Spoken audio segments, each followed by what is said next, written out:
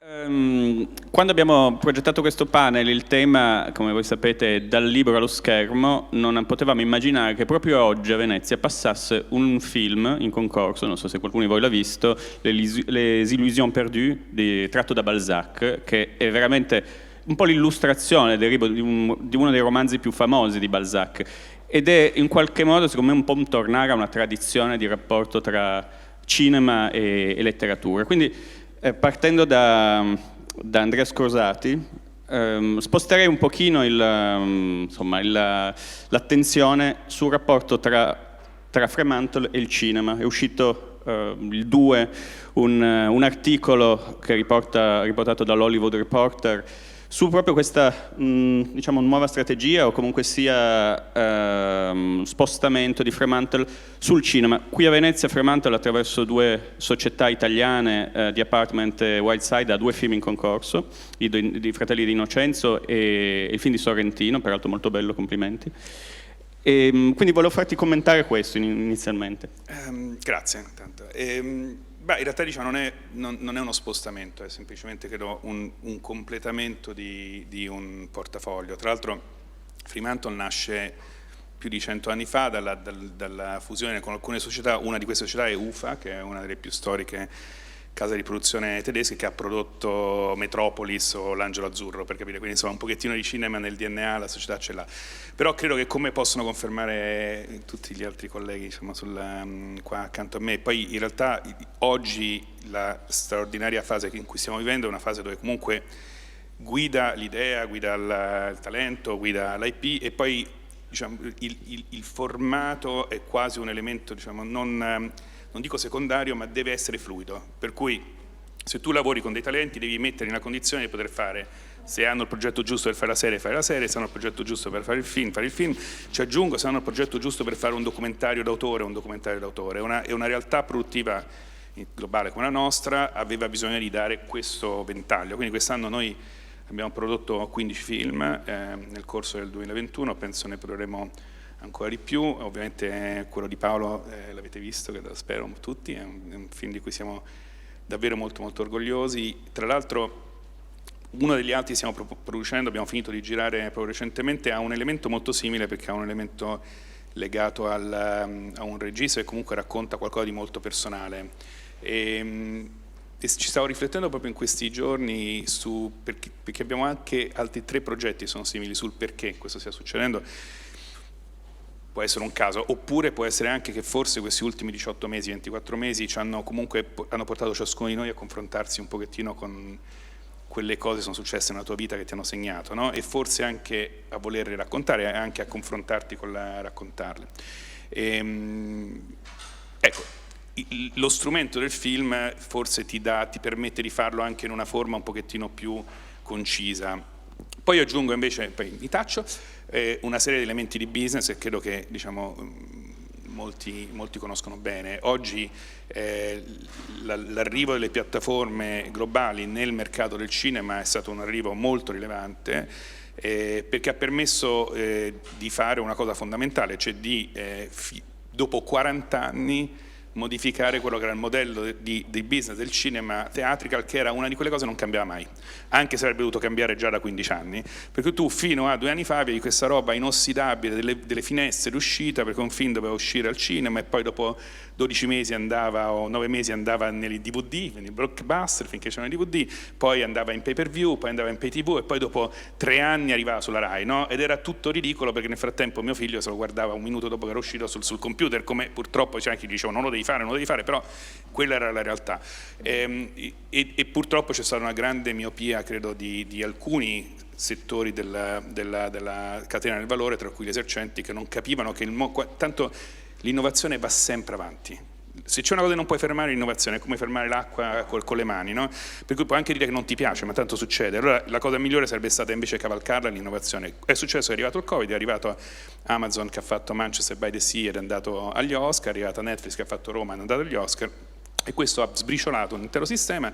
E oggi c'è questa cosa, in realtà, mentre tutti ragionano sul problema del cinema, io credo esattamente l'opposto, cioè oggi hai un momento straordinario, perché tu oggi fai un film, hai N modelli di monetizzazione di questo strumento. Ultimissima cosa, poi, siccome la differenza sostanziale è che nel corso degli ultimi 2 anni le piattaforme oggi, che prima si consumavano al 99% su device piccoli e mobili, oggi sono quasi tutte, ce l'hanno presente sul tuo televisore di casa, o perché c'è una Connect TV o perché c'hai un Roku o un Fire Stick, se sei in Italia c'è Sky Q. Questo vuol dire che sei tornato a una visione collettiva, cioè tu comunque puoi vederti dopo cena qualcosa, tutta la famiglia insieme, e una serie, insomma le serie, noi appunto ne abbiamo prodotte 60 quest'anno, quindi le amiamo alla follia, però diciamo si prestano difficilmente a quel tipo di visione di una serata, no? Per cui il film ha quel vantaggio ulteriore, e quindi l'ecosistema oggi, sia da chi lo crea, sia da chi li finanzia, sia da chi li produce, ha un interesse particolare a questo modello che forse c'era meno 2 o 3 anni fa. Senti, ti chiedo una cosa al brucio: che caratteristiche deve avere un film Fremantle? Se esistono? No, secondo me cioè, l'unica caratteristica è che non deve essere banale. Poi già non è poco, deve essere qualcosa che diciamo ti stupisce. Poi se qualcuno ti dice che non funzionerà mai, per me è diciamo un valore aggiunto, ecco questo. Il primo progetto in cui hai creduto, che è arrivato sul tuo tavolo e hai detto dobbiamo farlo? Guarda, siccome c'è accanto il mio partner in crime, Nils Armand, sicuramente diciamo forse in sala c'è Marco Kimmens di Catleya, ne cito uno che non è di Fremantle, perché quando ero a Sky diciamo, facevo un altro mestiere, che è stato Gomorra. Sicuramente è stato un progetto in cui ho creduto intensissimamente, tant'è che, come ricordavamo con Nils, tra l'altro tecnicamente non doveva essere commissionato da Sky ma da un altro operatore, ma insomma noi abbiamo abbastanza combattuto con le unghie e coi denti per farlo, e poi è stata una delle esperienze, ed è una delle esperienze più belle che abbiamo mai vissuto, quindi non vedo l'ora di vedere la 5ª stagione, anche se non la produciamo noi ovviamente. Allora, adesso passerei a Maria Pia Ammirati, e tra l'altro adesso tu citavi Catleya, qualche giorno fa, ieri anzi, è stato qui presente Riccardo Tozzi, che ha detto che circa il 70% della sua valutazione di progetti che gli passano per le mani in serialità vengono da libri, quindi un serbatoio enorme. Ti faccio una domanda da scrittrice, non da manager Rai. No, vabbè, intanto come trovi il tempo di scrivere? Infatti non lo trovo. È un anno e mezzo che non scrivo. Uscirà un libro adesso tra 3 giorni, che è il frutto di 5 anni di lavoro, chiuso 2 anni fa prima della pandemia, quindi ti ho risposto, non scrivo più. Però mi sono presa una vacanza, diciamo, no? È difficile, fare le 2 cose è complicatissimo, ma chiaramente diciamo la specialità soprattutto delle donne è quella di essere nevrotiche di base, e quindi di fare di tutto praticamente, cucinare e scrivere, fare appunto la serialità o altro in televisione, magari fare anche ogni tanto una passeggiata. Ma la domanda è quando scrivi? Scrivi, come dire, pensando a delle immagini, cioè sei influenzata dal tuo rapporto con l'immagine? Guarda, io credo sostanzialmente questo, che tutti gli scrittori contemporanei, quando si parla di contemporanei, si parla di scrittori, diciamo, dagli anni 60, dagli anni 50 in poi, nati, diciamo, in quegli anni, non possono non fare a meno di aver guardato al cinema, e il cinema è stata probabilmente una delle culture immediate, quelle per immagini, intendo, che gli scrittori hanno come dire, di cui si sono cibati, sono alimentati, soprattutto scrittori delle nuove generazioni, così come per la musica. Il rapporto con la musica per uno scrittore è fondamentale. Dentro la musica c'è il ritmo, come c'è il ritmo nella scrittura. Non conoscere la musica, non conoscere il ritmo della musica in qualche maniera ti mette in distonia come scrittore. La stessa cosa è il cinema.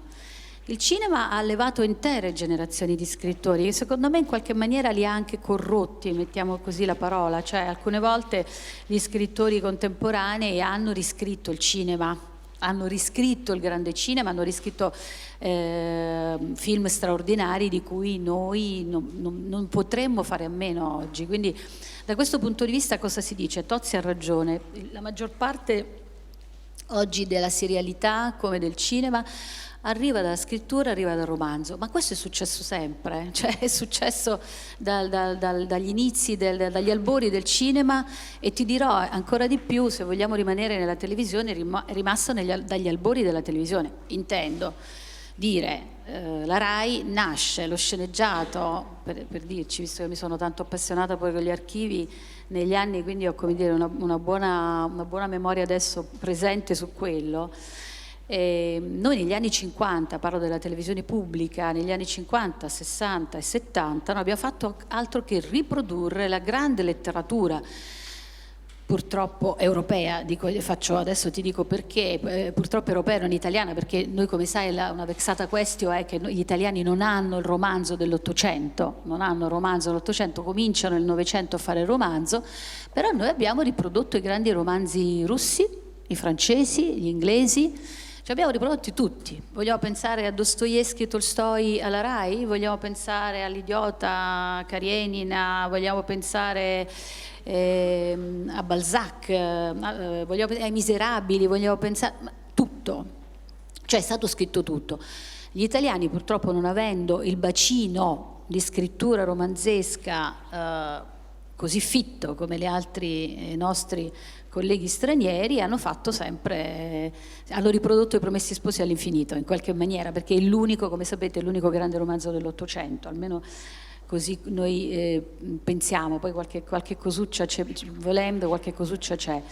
Poi il Novecento ha dato invece anche all'Italia grandi romanzi che sono stati ritradotti. Moravia è stato poi non solo ritradotto nel cinema da grandi registi italiani, ma anche da grandi registi stranieri, per dire uno dei grandi scrittori. Oggi succede la stessa cosa. Secondo me succede anche per un po' di pigrizia, e questo magari butto un po' un sasso, cioè voglio dire pigrizia ma anche intelligenza dei produttori. Noi abbiamo nella scrittura contemporanea molte storie. Dagli anni '80 in poi la narrativa italiana è rinata, cioè dopo il neosperimentalismo, il ritorno indietro allo sperimentale, al grado zero della scrittura, al grado zero del romanzo, gli anni '80 hanno riaperto la strada al romanzo tradizionale. Che significa romanzo tradizionale? La storia, nella sostanza, riportare la storia al centro, quindi riportare una struttura che è possibile ritradurre in immagini e in audio. E oggi noi abbiamo una grande quantità di scrittori italiani, non di letteratura, perché magari non parliamo di letteratura, però parliamo di buona scrittura, che sono riconvertibili facilmente nella serialità, nel cinema e nella serialità, che sono naturalmente due mondi diversi, ma che oggi si combinano molto insieme. Andrea l'ha accennato. Il rapporto di osmosi tra cinema, serialità, film, TV è straordinario, probabilmente la cosa più interessante anche di un mercato che, come sapete, è esploso e che dal 2016 è ricominciato, diciamo, da capo. Appunto, io dico sempre il grado zero, diciamo, del 2016, perché nel 2016, come anticipava Andrea, noi ripartiamo dalle piattaforme digitali, dagli OTT, dai Netflix, Amazon, eccetera. Questa spinta e questo mercato così effervescente in realtà ci obbliga a guardare, naturalmente a ricercare storie, ci aiuta a ricercare storie, e noi attingiamo moltissimo nella letteratura e nella scrittura contemporanea. Quindi poi possiamo naturalmente citare la cresta importante, per esempio, della serialità della televisione pubblica di RAI, Camilleri, l'abbiamo visto. La Ferrante, diciamo, straordinario caso nel mondo, un po', diciamo, sono due mondi diversi chiaramente, anzi ovviamente mentre Camilleri è il genere, quindi parliamo di giallo, è più facile capire come esportarlo. La cosa straordinaria è che L'amica geniale è un romanzo e sono riusciti in questo caso, attraverso un adattamento straordinario e un lavoro straordinario degli sceneggiatori, che ecco è il momento in cui dovrebbero entrare in campo, e la seconda parte, diciamo, del nostro dialogo sarà questo: adattano i grandi romanzi, anche quelli contemporanei. Sono d'accordo che come dire, sì, lo schema è molto simile a quello di magari non 100 anni fa, ma anzi 100 anni fa ancora di più nel cinema degli albori. C'è una grossa differenza secondo me, ed è molto interessante questo rapporto tra letteratura e serialità e cinema.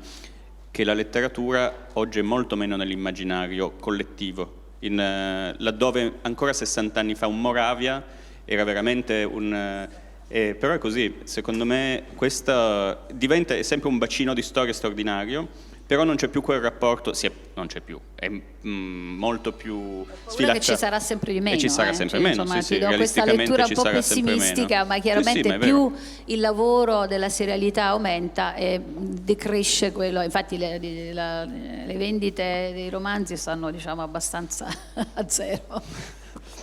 Passo a Donato Carrisi. Allora, io ti avevo preparato una domanda sul tuo metodo di scrittura, come ti dicevo prima, però mi hai detto una cosa molto interessante prima di iniziare il panel, cioè che tu hai iniziato Donato Carrisi è scrittore, regista, showrunner, a dirigere i film. Tu mi dicevi che non ti piacciono tanto gli scrittori che passano alla regia.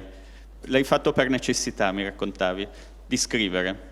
Sì, insomma, arrivati a un certo punto dovevo fare una scelta di campo, nel senso che io ho cominciato come sceneggiatore nel 99, ero il più giovane sceneggiatore della RAI, avevo 26 anni e fui imbarcato proprio dalla RAI, che mi diede la possibilità di fare subito una serie. Come showrunner, all'epoca il termine non esisteva neanche, insomma.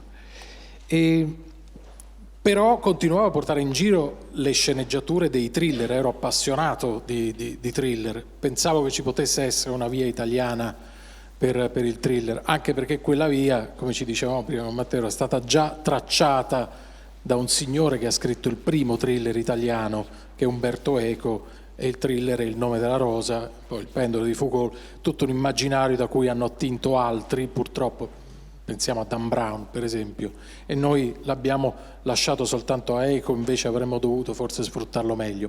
Ebbene, io portavo in giro le mie sceneggiature e ricevevo tutti i rifiuti, se non vere e proprie porte in faccia, perché mi si diceva il thriller in Italia non funzionerà mai, non abbiamo una tradizione di genere così forte.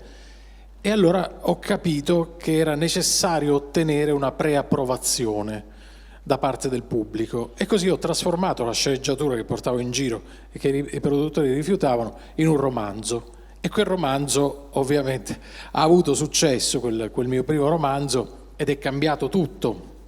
E da allora è mia abitudine, prima di cominciare la scrittura del romanzo, scrivere addirittura la sceneggiatura del film, senza sapere se poi il film si farà o meno. Perché io scrivo per immagini e la mia formazione, vengo da quella scuola, dalla scuola della sceneggiatura, e è inevitabile, insomma, un po' questo percorso. Quando sono tornato indietro, quindi sono tornato a fare lo sceneggiatore e il regista, è stato molto più facile, perché avevo quel bagaglio accumulato in tanti anni di esperienza e di rifiuti. Io vi racconto questo piccolo aneddoto. Quando io ho scritto Il suggeritore, lavoravo per una grossa produzione italiana, per un grosso produttore, avevo un ottimo stipendio, tanti benefits, però avevo quell'idea in testa e dovevo per forza trasformarla. E entrai nell'ufficio di quel produttore e gli dissi: guarda, io sto mollando tutto per scrivere un libro. Lui mi ha guardato negli occhi e mi ha detto: tu sei pazzo.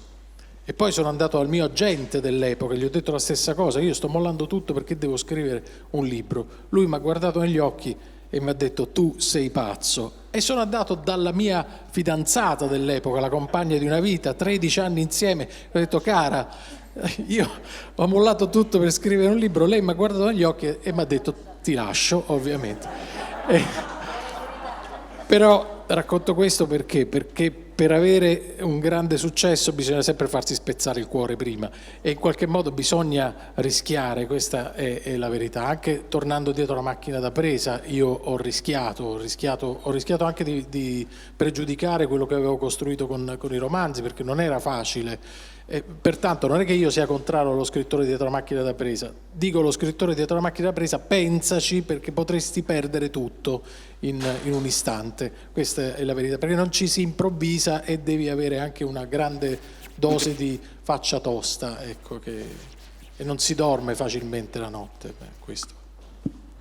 Senti, passerei subito a Matteo Perale con una domanda. Dal tuo punto di vista degli Stati Uniti, che cosa, come può l'Italia far fronte alla produzione italiana, alla serialità italiana, ai colossi americani?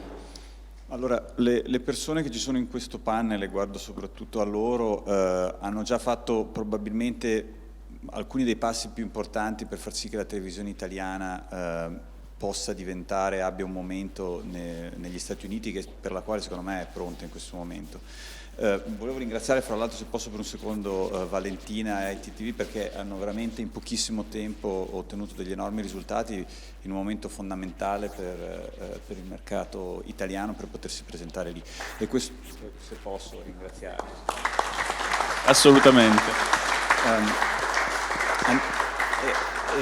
Andrea e Nils, posso darvi credito per questa cosa, hanno creato un tipo di professionalità in Italia che sì, esisteva per modo di dire prima, perché Gomorra, da quello che noi vediamo negli Stati Uniti, è stata la vera prima serie in cui sia stato quello che viene chiamata una writer's room, e un gruppo di sceneggiatori e showrunner che effettivamente erano showrunner, perché negli Stati Uniti la professionalità di come viene composta una serie televisiva è fatta in una maniera completamente diversa, e ne stavamo parlando prima, anche dei grandissimi artisti, dei grandissimi scrittori che però non sono passati per quella scuola, per questo tipo di cosa, ma gli viene a mancare un po' un certo tipo di finesse che altrimenti che per il mercato americano è necessaria. Il parallelo che facevo, un pittore può essere un grandissimo pittore, ma non necessariamente essere in grado di fare delle miniature che richiedono un certo tipo di specifica capacità. La serie americana è una serie di miniature estremamente ricercate, per le quali c'è bisogno di un determinato tipo di professionalità che non ci si inventa dalla sera alla mattina, e che dobbiamo ringraziare le persone che sono su questo panel se in Italia ha cominciato ad esserci. Per cui secondo me quello è veramente il passo, e vedo quello che state facendo adesso, ovviamente continuando dopo Gomorra su My Brilliant Friends e su tutto quello che state facendo. Secondo me sono loro da ringraziare se c'è una possibilità vera in questo momento. Io vedo negli Stati Uniti un grandissimo interesse nei confronti degli scrittori italiani e degli sceneggiatori italiani, che onestamente 5-6 anni fa non c'era. Anche qui, se posso spezzare una lancia a favore di voi, però anche dei vostri competitor, l'arrivo dello streaming ha aiutato, perché di colpo c'è un interesse ai contenuti locali. Ovviamente questo crea un po' di competizione nei confronti di Sky e di Rai, che bisognerà fare il possibile per mantenere, perché comunque secondo me non c'è un'alternativa a dei veri operatori locali per poter rilanciare le voci locali, però questo ha anche creato una possibilità per i creatori italiani di passare negli Stati Uniti. Quindi il mio è un messaggio estremamente positivo di dire è il momento giusto, bisogna fare, per qualcuno che vuole entrare in questa carriera, bisogna creare determinate capacità, ma è sicuramente la possibilità, adesso c'è, il mercato c'è. Approfitto per dire una cosa che è stata annunciata ieri. ITTV, in collaborazione con Toscana Film Commission, sta preparando uno showrunner lab. Lo showrunner è una figura, adesso ne parlava Donato poco fa, alla fine poco conosciuta in Italia, se ne parla da pochi anni, ed è un'idea innovativa. C'è in platea anche Stefania Ippolito, visto prima, direttrice della Toscana Film Commission, che come noi è partner di ITTV, quindi insomma, piccola parentesi. Nils Hartmann, che cosa è cambiato da Gomorra a oggi? Volevo fare una piccola parentesi sul termine showrunner, Vai. che credo di essere stato uno dei primi ad aver abusato di questo termine. Abusato? Abusato, e sono riuscito a smettere, quindi si può smettere, Vai. perché lo showrunner in Italia non esiste, esisterà dopo il vostro corso di showrunner. No, il loro. Beh, il loro corso di showrunner, ma abbiamo dei bravissimi autori, sceneggiatori che diventano registi, abbiamo dei registi che scrivono, ma lo showrunner in Italia non esiste. Fatto questa parentesi, prima di Gomorra nasce la prima serie di Sky, Quo Vadis Baby, da un romanzo di Grazia Verassani che diventa un film di Salvatore, e poi una serie di Sky, poi un romanzo criminale, perché mi piace ricordare che Gomorra è figlia di Romanzo Criminale, perché il regista, il gruppo di lavoro, e c'è qui l'amico Marco, è lo stesso. Quindi noi abbiamo all'inizio, in maniera non per scelta, casuale, ripercorso il pattern un libro, un film, una serie. Poi siamo passati da libro direttamente alla serie 000. Adesso abbiamo fatto una serie che si è tradotta in 3 film, che è Romulus di Matteo Rovere. Abbiamo con Nicolò Ammanniti fatto una prima serie che non è tratta da un suo libro, e poi la seconda serie invece che Anna ha fatta con gli amici di Fremantle è diventata una serie. Ci manca una cosa che mi è venuta in mente, Andrea, e lancio la sfida.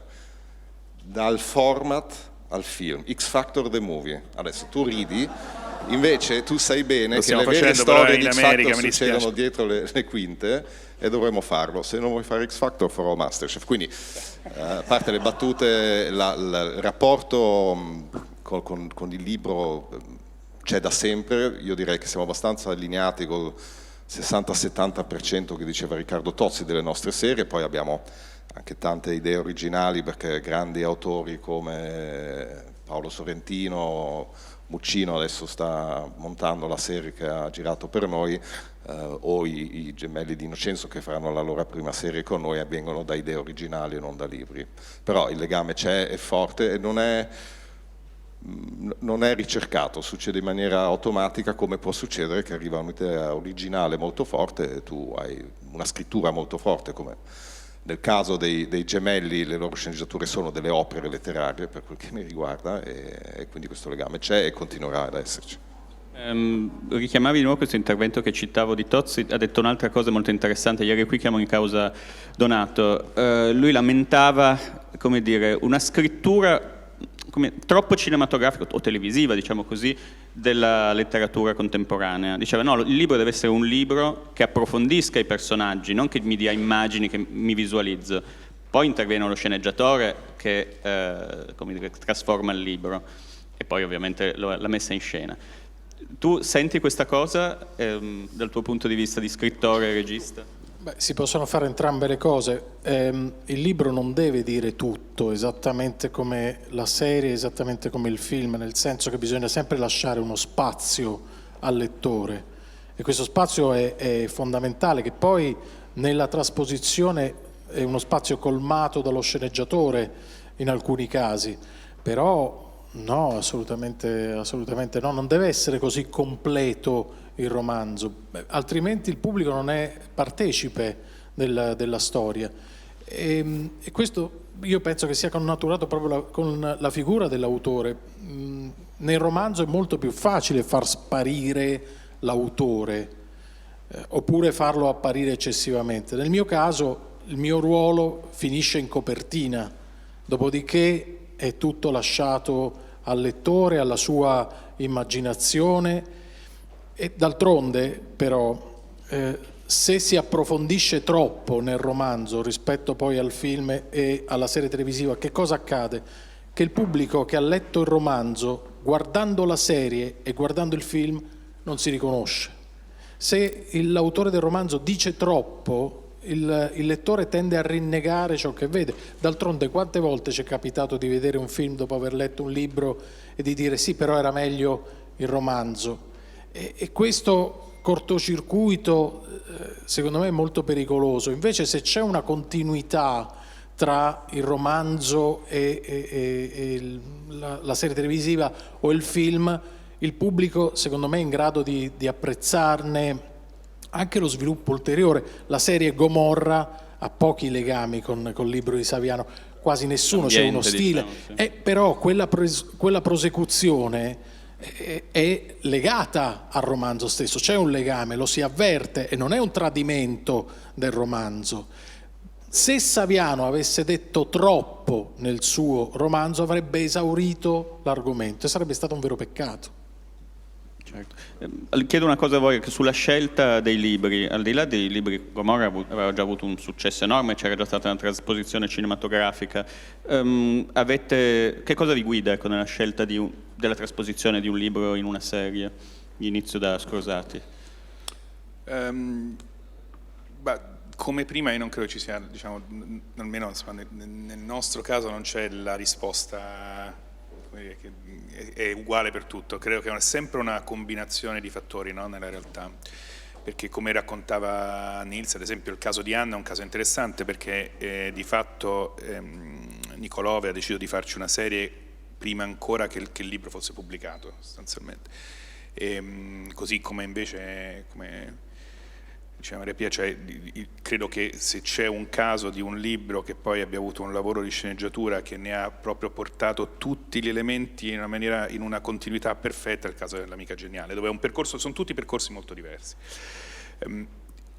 Credo che nella realtà vada detto che poi c'è un altro aspetto, cioè oggi un conto è l'IP, che è fortissimo, naturalmente che ha un valore fortissimo nella fase iniziale in cui tu cominci a costruire il progetto, tant'è che oggi, come molti dei miei colleghi sanno, ci troviamo a volte sugli stessi tavoli, ci sono aste che avvengono sui libri prima ancora che i libri siano pubblicati, no?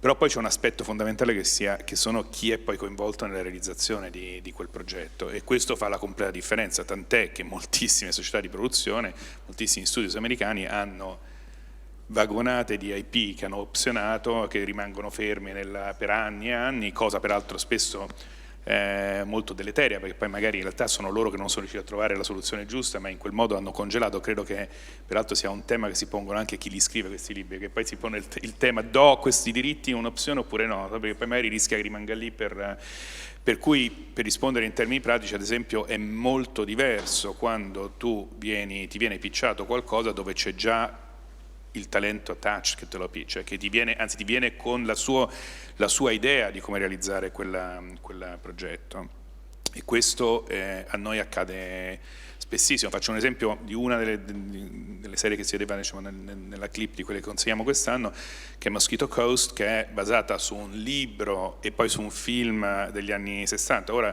il motivo per cui in realtà c'era una chiave molto interessante è che lì la serie è stata scritta da Neil Cross, che era lo scrittore di Luther, ma in realtà c'è anche Justin Theroux, che è il nipote dello scrittore del libro, quindi c'era e che aveva un punto di vista molto attuale su quella che è una storia che secondo me oggi ha molta rilevanza, di qualcuno che fugge dal controllo della tecnologia, dal controllo, diciamo, del mondo moderno.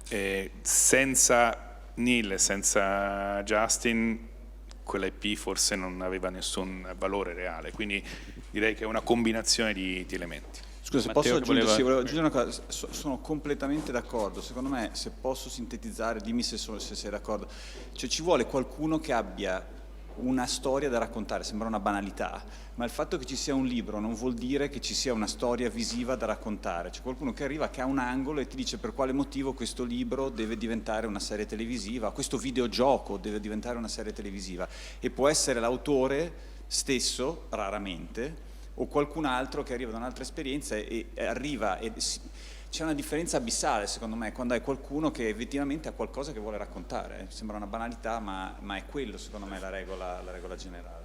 Mi ricordo De Cataldo disse che il suo libro Romanzo criminale è stato violentato e che è un bene che questo sia successo, ed è rimasto comunque fedele allo spirito del libro, e credo che la stessa cosa sia successa con Gomorra, e che sono state due scelte al loro tempo di due libri, di due titoli che erano già un marchio, erano già un brand. E Tempi Sky, che faceva una serie all'anno, aveva bisogno di qualcosa che fosse riconoscibile già dal titolo. Oggi siamo in un mondo completamente diverso e non è più così.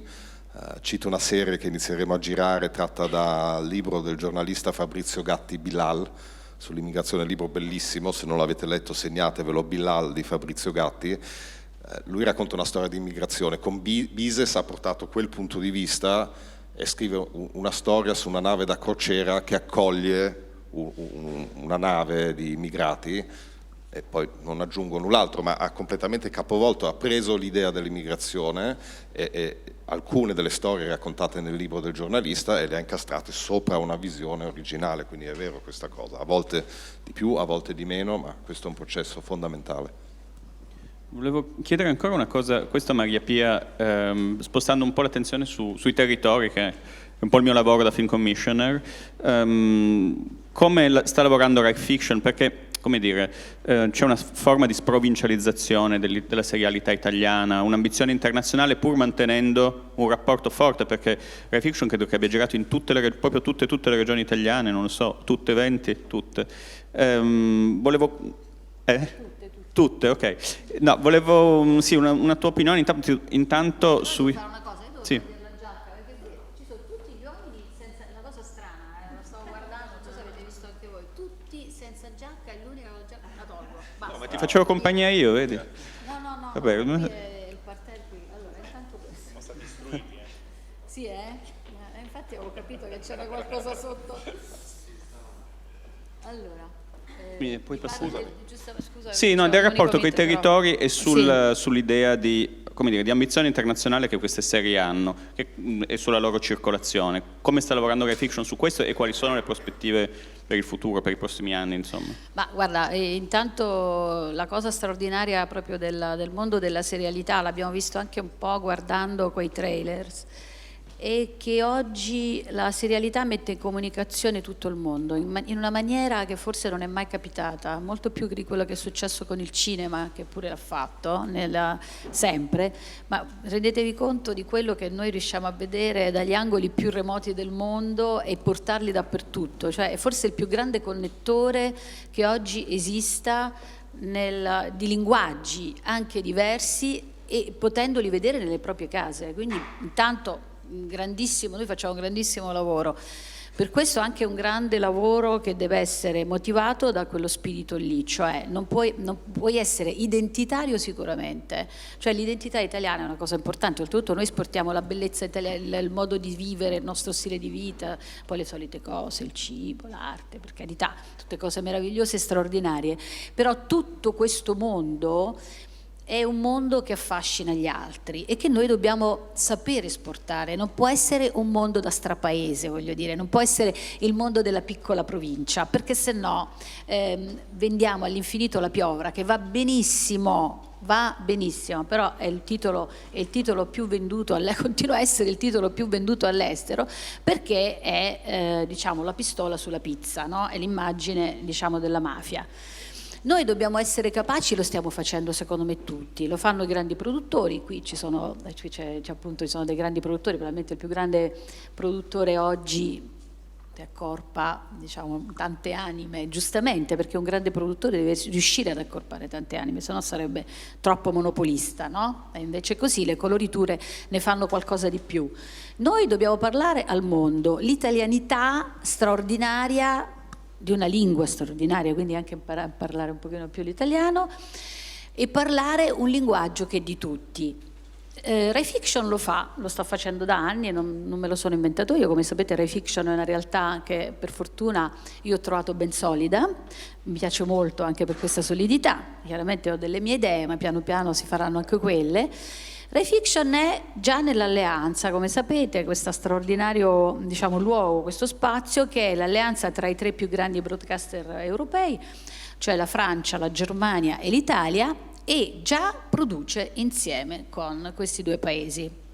L'alleanza che è nata, diciamo, sottotono, oggi è un punto di riferimento di tutta l'Europa e non solo dell'Europa, e tutti i paesi europei guardano all'alleanza come al punto di fusione di un linguaggio universale che appunto è la serialità, la fiction, noi chiamiamo fiction molto all'italiana, ma insomma la serialità e la filmica, l'audiovisivo.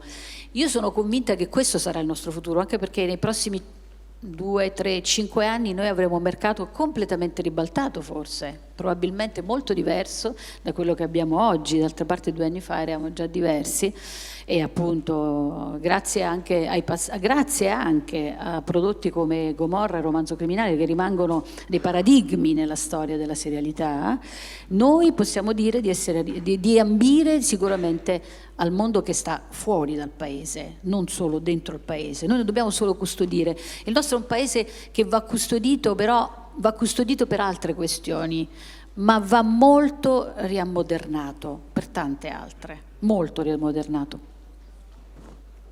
Allora, siamo praticamente in chiusura di questo panel, in realtà ci sarà la consegna del premio ITTV, ma prima chiedo se ci sono delle domande del pubblico, prima di passare la parola a Valentina e Cristina. C'è qualcuno che vuole intervenire dal pubblico? Nessuno dei panelist vuole aggiungere qualcosa prima della consegna del premio? Va bene, allora direi che possiamo procedere puntualissimi alla consegna del premio ITTV. Un video.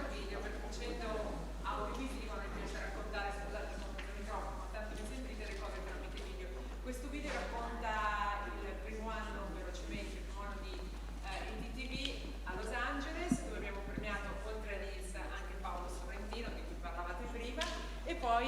lo scorso anno qui a Venezia. 2 minuti, possiamo far partire.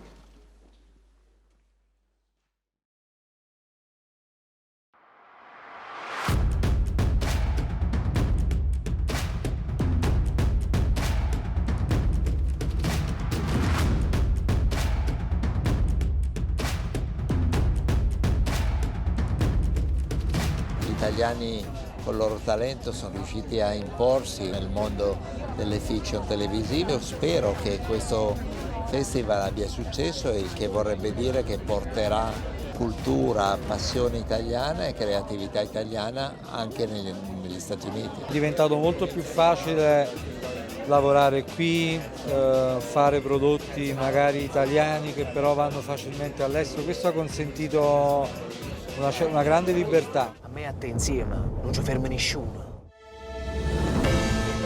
L'idea è quella di mettere assieme televisione italiana in tutte le sue forme per riuscire poi a arrivare al mercato americano in tutte le sue forme, di conseguenza le piattaforme streaming, la televisione classica, ma anche qualsiasi altro tipo di device, perché sappiamo che le abitudini dell'audience cambiano e cambiano molto velocemente, e questo ITTV vuole stare al passo, anzi anticipare.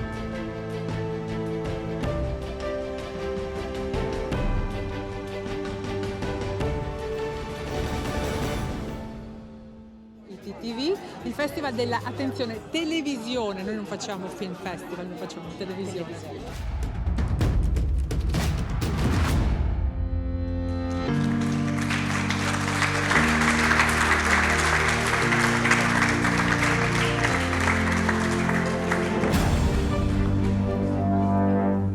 Allora io ringrazio, anzi con Cristina ringraziamo Jacopo per averci ospitato e per questo ottimo panel, ringraziamo i nostri panelist che sono qui con noi, e ITTV ha anche una caratteristica, che è un premio, come avete visto, che è stato realizzato da un artista italiano a Los Angeles, perché cerchiamo di mantenere ovviamente questa continuità. Fidia Faraschetti, a cui farei un applauso in questo momento, che ha realizzato il premio per noi.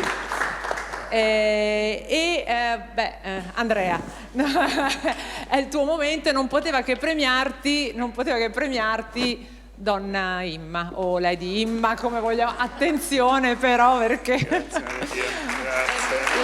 Bellissima, sì. Grazie. Allora vorrei leggere la motivazione. Grazie. Leader, vuoi leggere? Vai tu?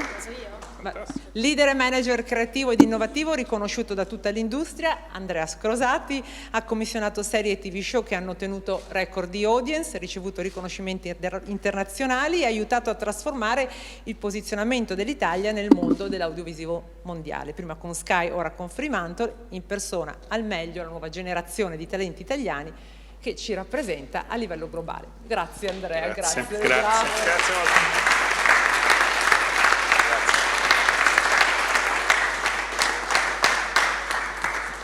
Grazie. No, basta. Grazie. Io ho l'opportunità di fare il mestiere più bello del mondo, quindi se poi uno prende pure un premio per fare il mestiere più bello del mondo è per sé. È leggero come sempre. È leggerissimo, sì. Grazie molte. Grazie davvero. Grazie nuovamente a Matteo Perale, Donato Carrisi, Maria Pia Mirati e Nils Hartmann. Grazie. Abbiamo un piccolo...